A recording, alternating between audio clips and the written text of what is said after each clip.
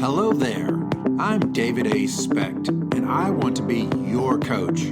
If there's anything that I have learned in my 30 plus years of leadership and coaching, I have learned that mindset is everything. Join me and my guests as we explore the positives and negatives of that thing between our ears. This is Keep This in Mind.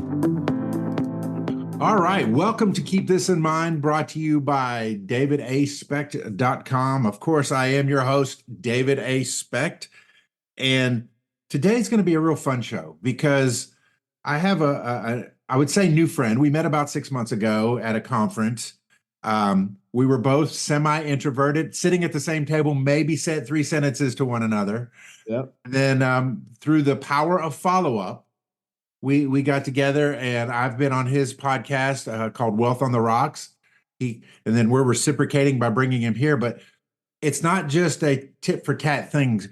I don't bring anybody on the show unless I see extreme value that they can offer you, the audience. And David Lechosa is a unique individual. He has worldviews from across the pond. He has come here and established a business in the United States. He's got a family that he adores. He's navigated everything from COVID to maybe language barriers and other things. Yep. He's navigated people calling him David all the time because that's how it's spelled, and we're in the South. That's so, right. David, welcome to the show. I think I'm so super pumped that you're here. No, I appreciate that, and thank you for the kind words. Yeah, it's been quite the journey. I'm super grateful to be here. Yeah. So kind of, give us the background. I mean, you're from Spain. Yep. But yet you're in Middle Tennessee. That's right. And how did you get from here to here? And then what does here to the future look like to you? So kind of break us down on that journey. Definitely. Yeah. So do you want the long story or the short version? Oh, man. Yeah. So originally from Madrid, Spain. So born and raised out there. I tell people I still have a little bit of an accent, but I feel like the more I am in the South, I just have to say y'all every once in a while. That'll keep me from the South. But I'm actually looking forward to having been here the same amount as I was when I left, that whenever that is. But I've been here for the last 10 years. Moved straight from Madrid to Tennessee, kind of a random, thing. But so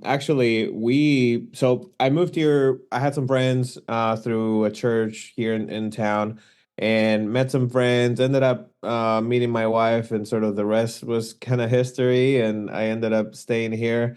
As far as the journey, I mean, it's not an easy one, right? Like for anybody that's an immigrant out there.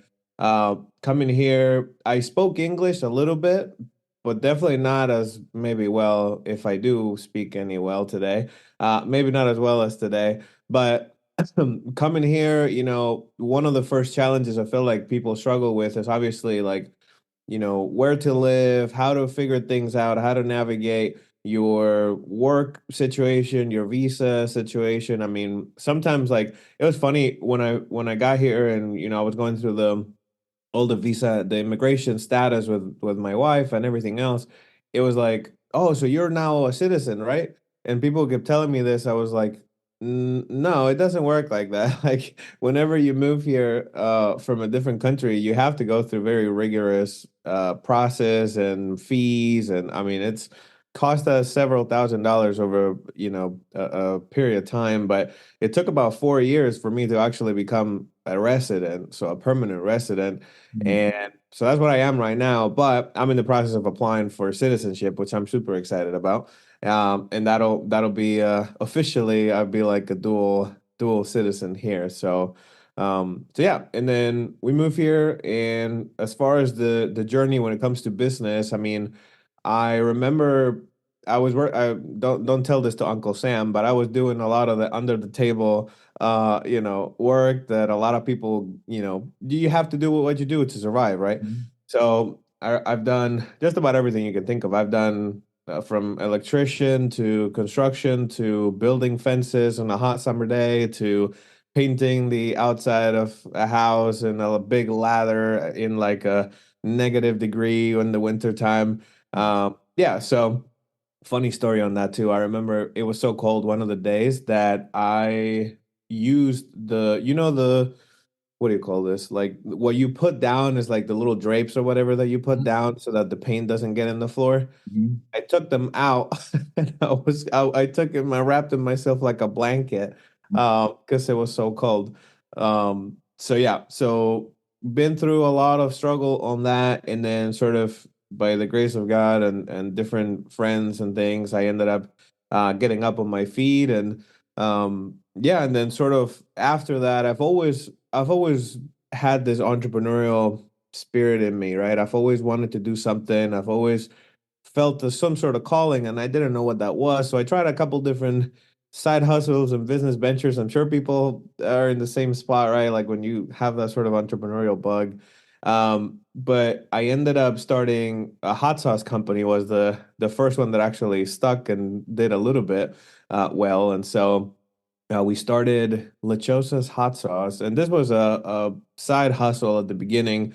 Obviously, I still was doing other stuff in software, so my background is in software. And as I was doing that, I was also selling hot sauces on the side and going to events and doing things. And we ended up growing that quite a bit. It was super fun. We ended up partnering with a distributor out of Canada. Super random. Saw our thing in a website or something, and they reached out, and we ended up partnering with them.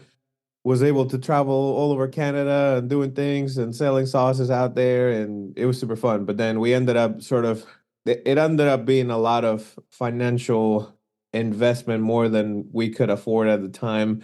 For those that may not know, I mean, if you have a product that you're selling on the shelves, it's tough to, like, you have to pay for stocking fees, and all the final money that people see at the end is not as much as you think, and you have to pour sometimes millions of dollars in cash to get some of that stuff. Like the product that you see, like the final product on the shelf, right? Like Right. that's the end product. It goes through a lot. So I ended up learning quite a bit through that, as far as the supply chain and all the process and everything else. But long story short, after that, then, and you stop me, feel free to stop me whenever, but there's after that, I still was involved in the software world, and did that as like my full-time thing for a while. But then one of my best friend Nick, he's the executive vice chairman of the company that we work with right now. And I saw him grow in the financial world from zero to hero, if you will. I saw him grow from not doing much to doing okay to doing really, really well. And through the journey, he tried to convince me to do this as a career and to work with him for, he said, hey, you'll be good. Finance is a great field. I mean, it's the highest paid industry. And I don't know, I've always saw that there's sort of this ceiling within the software ecosystem and how far I could potentially go. And you always had this looming thing of like working in IT. I'm sure people can relate to this.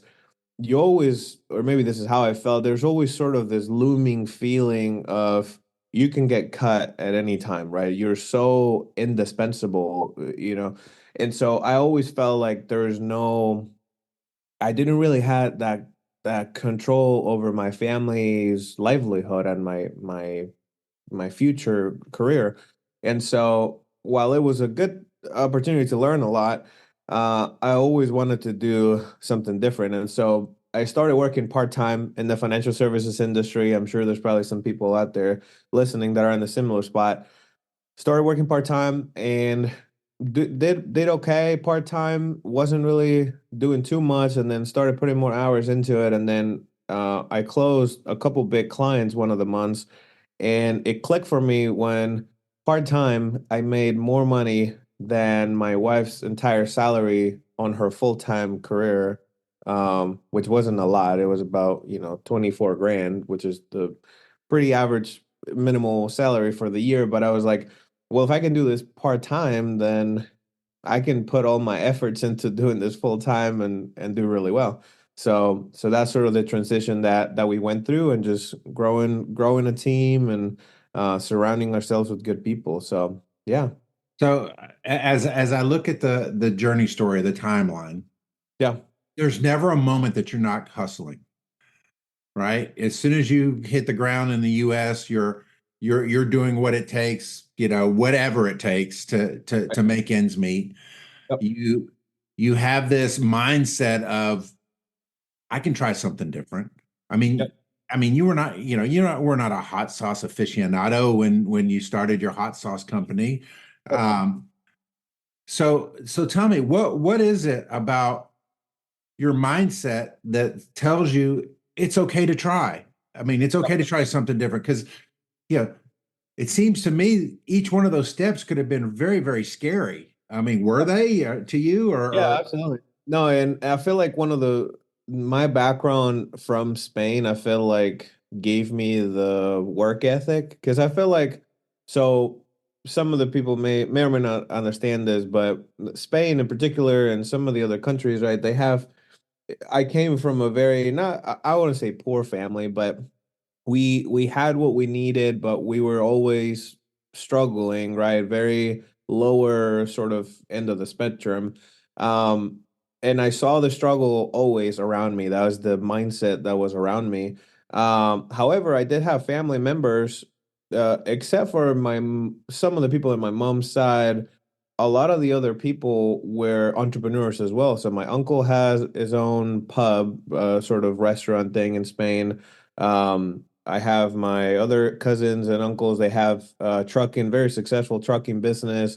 So I saw some of the surrounding, family members also had their own entrepreneurial ventures, but in my immediate family, we had the typical 9 to 5, and it was always a struggle to do ends meet. I mean, one vacation every couple of years kind of thing. Like so it was one of those things that like when I came here the having a job and having like working for somebody or something, I always saw that as a privilege, right? I always saw that as like, man, if I can work for somebody, this is amazing. I'll clean the toilets, which by the way I've also done. I'll clean the toilets, I'll do whatever it takes, and I'll make some money and I'll take care of my family. And that's the mentality that I had coming in here. And that's why, like, while I was doing some of those jobs that maybe some people maybe think are not right, like it's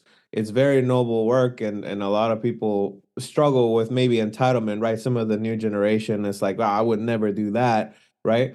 But I saw that as a privilege, and I was so happy to be able to have a job and get paid for doing something for, I was it was a super exciting time, and even though it was really really hard work, but So um I yeah, don't mean to interrupt, but I yeah, want to. You keyed on something in that when you said entitlement, and sometimes that gets a huge bad rap, and for sure, obvious reasons. But yeah, you come from Spain, and then you're here in the U.S. You've experienced workforce, you've experienced mindset in both countries. What are some of the things you've noticed? And they can be positive or negative, but what are some of the things that you have noticed about American culture with regard to work mindset? yeah. What are some of the differences that you've seen? Well, I will ask you, have you ever heard of a siesta? Yes. So the US, the American population have not heard of a siesta, right? So siesta is for people that may not know this, pretty common knowledge, but in the middle of the summer in Spain, or during the work year as well, but mostly in the summer when it's hot, there's a lot of the businesses that close from like 1 or 2 p.m. until 5 p.m. So literally retail businesses, everything will be closed. It's like the hottest part of the day. And then people go home, have meals with the families and have a little nap in the middle of the day and then open the retail business back again after 5 or whatever. So what the reason I say that is because the culture in Spain is very, and you have to understand too, it's very different as far as work wise. Cause people are there more of a, they go to work, they do their thing, and then is like time outside of work with their families. Like it's work is just exclusively to provide income, and you can be working at a 40-year career that you hate as long as you're providing income for your family and putting food on the table. And I feel like it comes too from the obviously the depression that Spain went through and the Civil War back in the day, kind of on the tail end of World War II and all those things. Like Spain went through his own civil war and depression, and that's where like my great grandparents specifically. I mean, they grew up in that time, and having your job that you had a fixed income that you knew was coming, like that was security and that was peace of mind. And they actually have a thing that is very different from the US, where whenever you work at a certain job for a while, they have these things that are like fixed contracts where you, for example, like in Tennessee, you can get fired at will, no problem. There's no questions asked, right? Maybe different states have different regulations, but in Spain, there, after you work there for a while at a job, they can offer you a fixed contract, contrato fijo, which is essentially guaranteeing that you're going to have that job forever unless you do something crazy. So it's almost like a guarantee that you're going to have the security and the, whatever you want to Almost like call it. tenure for a professor that they reach the point where Yeah. So I feel like that's a big difference from here because I feel like Americans have, I say Americans in the US specifically, it's very much of there's a more entrepreneurial culture which I really love and a lot more of um there's always people hustling, there's always people doing stuff on the side, there's always entrepreneurial vision, and I think that comes with again the background of the country, right? And going and this exploring this whole new land, and everybody, so I think that's one of the biggest difference on that for sure. so this is eye-opening for me. So you have entrepreneurs in your family, yet you come out of a culture that's not necessarily entrepreneurial. In fact, the goal is security, not Yep. building something beautiful and great and impactful. Right. But yeah, you have this entrepreneurial bug. You have again those in your family that have this. I say entrepreneurial is either a blessing or it's a mental health condition. I'm not exactly sure which. Yeah. But you come to the US where it's kind of flipped, right? There's a lot of entrepreneurs, but there's very little security. That's true. Yeah. And so how do you as you've navigated your own journey, what are some of the pivots you've had to make in your mindset to help you, I don't want to say overcome your upbringing, but certainly deal with some of the mindsets that you did grow up with? Yeah, I think that's a great question. And I do think that faith has a lot to do with it. Growing up in a household that was Christian, and I know this is business, not faith, but faith plays a big part of our Absolutely. lives, and I feel like it is a scary thing to jump through and go full entrepreneurship, right? Like regardless of your culture, I think getting into something where you're having to fight for yourself and do, provide for your family and things like that on your own. I feel like it's always a scary thing.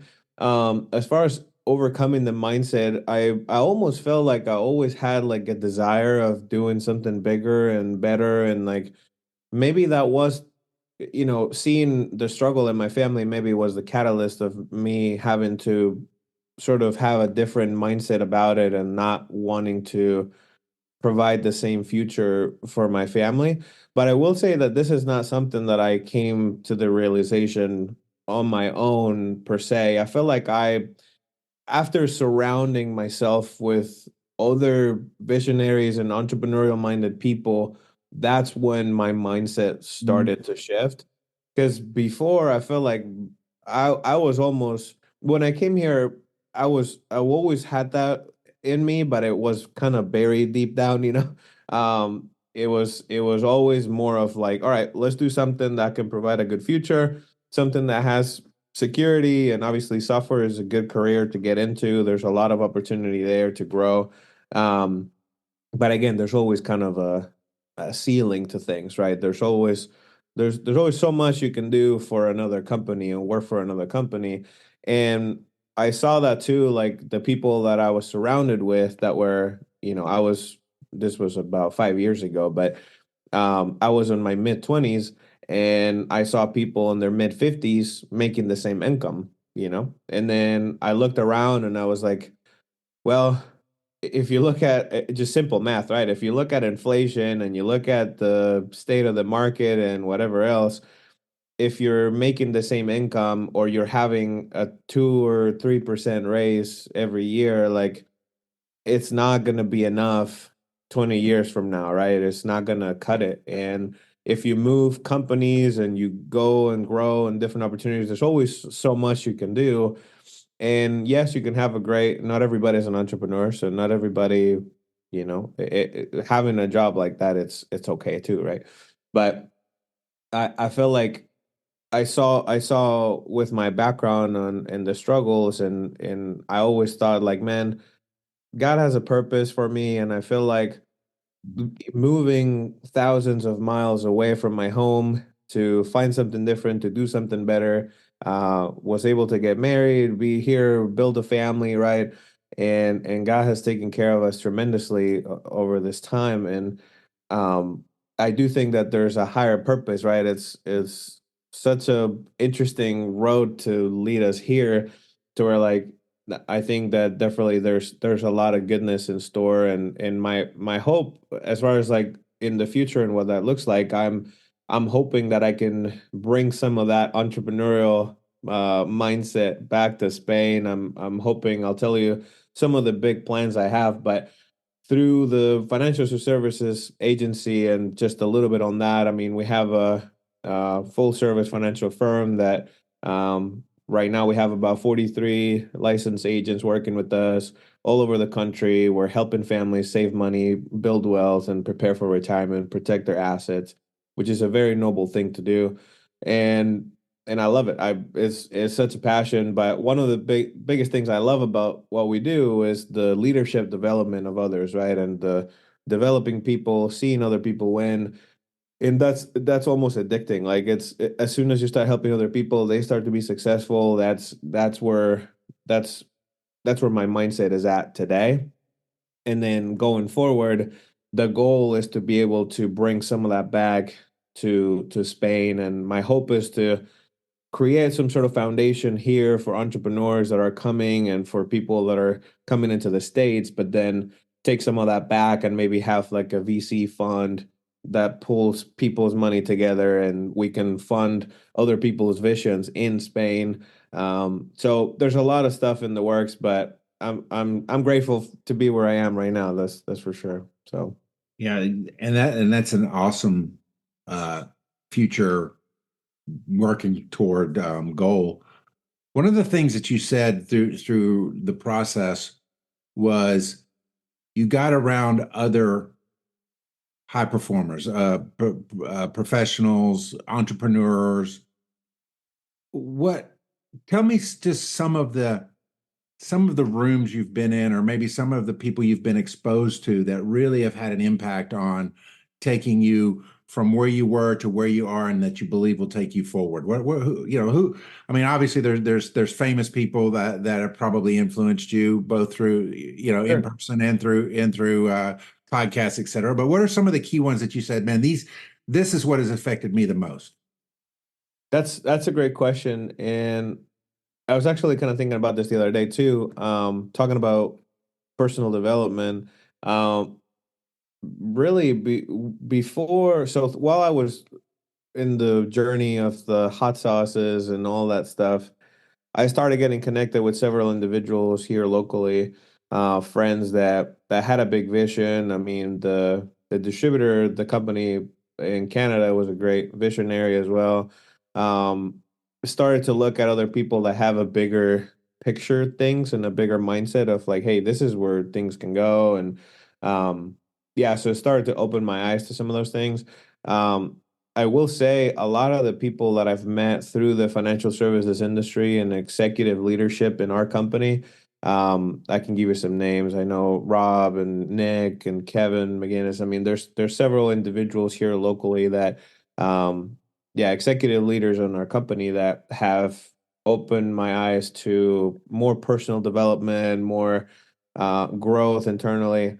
And I actually started like last year, I started reading. It's been so busy, but I want to get back to doing a little bit more of this. But I was reading a book a day, or sorry, a book a week. So I was trying to read 52 books in a year. I did 37. But it was like it got so busy that I couldn't I couldn't keep up with it. But still 37 books in a year is pretty decent from not reading a single book in a year to I'm having enough challenge just getting through my 1 year Bible reading, right? It's like absolutely. it seems like every time you turn around, either you're distracted or somebody's trying to distract you. Yep. Yeah. So through that, I feel like, the Ed Milett's of the world and all these other Gary Vee and some of these other personalities, right? Tony Robbins and all these guys. But started reading some of these books that I've read and just opening up the mind to grow. And I feel like as an entrepreneur, one of the biggest things that I've learned is always working on growth and that it is okay to work on yourself and grow yourself and you're investing time to develop your own skill sets and your own, and the other side of the coin too is that not everything that you read is great, right? There's a lot of fluff in different books. I'm sure you've read a ton of personal development books too. You're a great accomplished author yourself. So having books like that that's no fluff and you actually get to the point of things and learn some um key things. That's what's been carrying me through. And yeah, it's been amazing. So Well, as we kind of wrap things up, I love the journey. Okay, the because you've gone from this mindset over here with a dream that's right. to what I would call the messy middle. You get here, you got to do what it takes, to put food on the table. You're trying businesses, you're doing that. Yeah. Now you're kind of like in your lane. I found my purpose. Here it is. Yep. And I see the potential, I see the progress, I see the future, and it's a very strong future, both from a yes, it's benefiting me and my family, but I'm also helping others in a great and mighty way, which obviously your purpose is to help others. Right. But now you've started a podcast called Wealth on the Rocks. Yep. I want you to tell the audience a little bit about that. By the way, folks, I was his first guest. I'm just going to put it out there. Right, But that's right. talk about the concept of Wealth on the Rocks and how you brought. What was the catalyst? What was the thing that's like, dude, I need to do a podcast, and this is how I need to do it.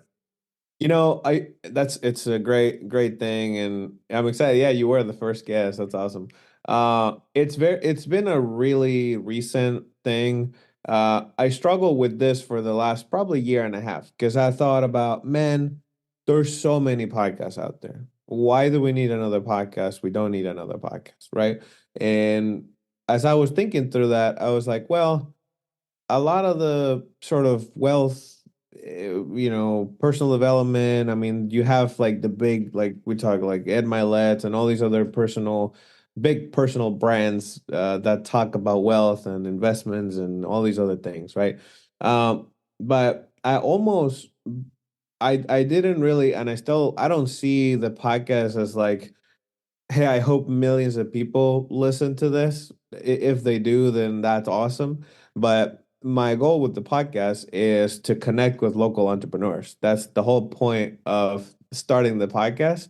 And what better way to talk about business and drink bourbon, right? I like bourbon. I like to hang out with friends and entrepreneurs, talk business, learn from each other, learn a great deal from you and other people that have been in the podcast just from like couple hours of conversation. So it's almost not a selfish thing, but it's like, hey, if we can have a good time, I can learn from you. You can learn from me. We can help each other in business. And we're doing it, having fun, drinking some bourbon. It's a great time. And then if people listen, then that's amazing too, you know? Yeah, well, you never know who's going to, be doing a search and they may come across. Yeah, I think about people who enjoy bourbon. We're in Middle Tennessee. I mean, bourbon and whiskey is like it's like water around here. But the thing is like who gets exposed to that conversation because they were joining to watch two guys, have a conversation. It's like Hot Ones, right? You watch Hot Ones and you're really watching it to see how the guy reacts from eating to progressively hotter wings, but you get so much out of the conversation. And I think that's kind of what your concept is somebody may show up for bourbon, but they may walk out with personal development and a connection and something. So kudos to you for a fabulous podcast concept. Thank you. So how can people get in touch with you? Obviously, look up Wealth on the Rocks. It's on YouTube. It's on the other platforms. Where are some other ways that people can follow you? Yeah, I think, your typical Facebook, Instagram, all of that. David Lechosa is pretty, I don't think there's anybody else in the US that's called the same. So easy to find. And then, yeah, feel free to send me a message. Happy to answer any questions. Happy to help anybody, right?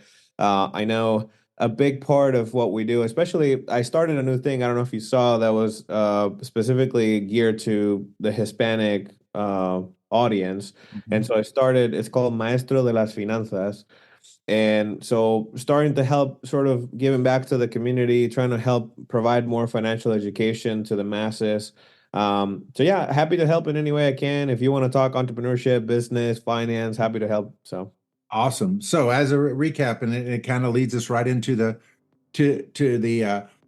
what I always call the tagline for every show. But look, folks, not only has David talked the talk, he's walked the walk, he's learned the lesson. He's not only learning things, he's applying those in his life, and that has taken him through this journey of various occupations into what I call a vocation. Occupation is something where you trade time for money. A vocation is when you step into your calling and do what you're supposed to do. And he has done that. Now, at the end of the day, obviously God has a hand on his life. We talk spiritual things here a lot of times, and I do believe in Romans 8:28 that all things work together for good that are for those who love the Lord and are called according to his purpose. And his journey, while it certainly had its ups and downs, and we didn't go that deep on it, but it's all worked together. Everything that has happened up to this point has prepared David for where he's at now and where he's moving forward. And I want to encourage you as a listener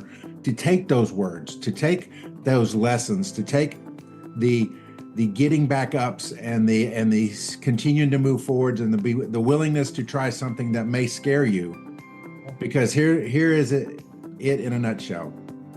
Knowledge is not power.